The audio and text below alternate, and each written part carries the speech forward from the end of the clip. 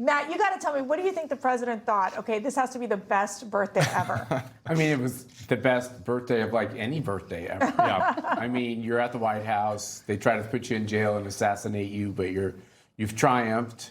You're watching the sport that you just love. I mean, I remember watching Donald Trump at heavyweight boxing matches when that was the thing, and got to be there for the whole country to watch. And I really think the whole world, look, some people don't like Donald Trump. I get it. We have partisan divide, but let's just revel in being Americans. It's a wonderful gift. And Foldy, I mean, you're talking about the fact this is, I think Zach Brown said that this was part of American history, this UFC fight. I mean, first sporting event at the White House.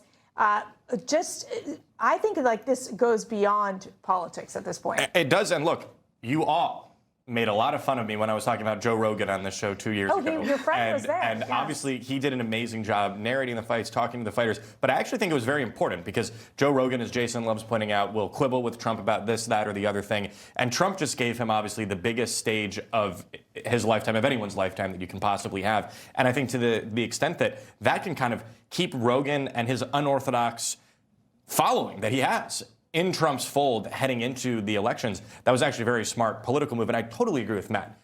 I wish that Democrats did this. I wish that Democrats had spectacles like this that look AI generated. They were so overflowing with patriotism, you would think this can't be real when you have the Blue Angels flying over. I was so proud to be an American. I was in Ukraine last week. I'm glad you guys dressed up as the halves of the Ukraine flag in my honor. But it was not planned. It was so, did not plan this. Guys, it was awesome. And the American fighter, I don't know anything about UFC, but the American fighter pummeling that Canadian at the end into submission so that he couldn't even get back in the ring when he was the underdog.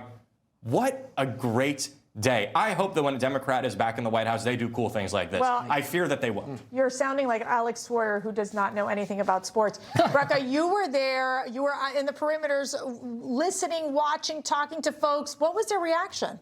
Well, I mean, I just felt like you could feel the patriotism in the city. Everything was buzzing. And then to touch on Matthew's point, like how, you know, Democrats sometimes have spectacles like this. There actually was a No Kings protest planned for yesterday where they were counter-programming it. But last night's spectacle was just so big and so grand that it really drowned out that protest. Where people didn't even know about it, people aren't talking about it because all you can talk about is... If you watched that or went to that, you need to seek professional help. I mean, this is as Americana as it gets with the Thunderbird and you know, go ahead. It's just really important to point out that UFC really came from nothing just 10 years ago, and now it's this multi-billion-dollar, uniquely American entity that we export all around the world. Now everybody wants to come be a part of UFC, and this is exactly this thing you're supposed to celebrate at the White House. You know, Obama did this all the time, where he would have these big acts, and he would stroll out with Michelle, and the show would be about them and about the celebrities. This really was, I think, about the American people. And the military, the highlighting the military as well. The UFC Freedom 250 event wrapped up the Great American Weekend,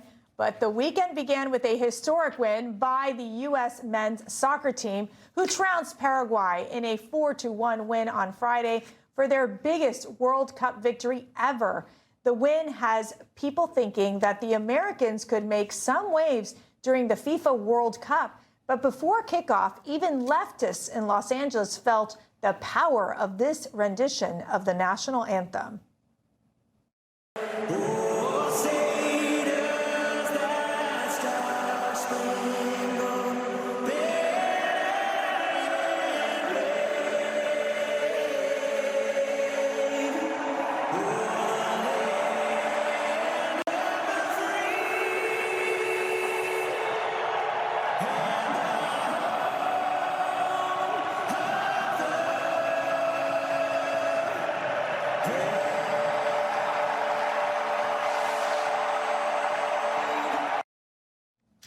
Goosebumps, baby. Oh, my goodness. The U.S. game was watched by 25 million people on American TV, and droves of fans gathered at watch parties across the country to watch the game.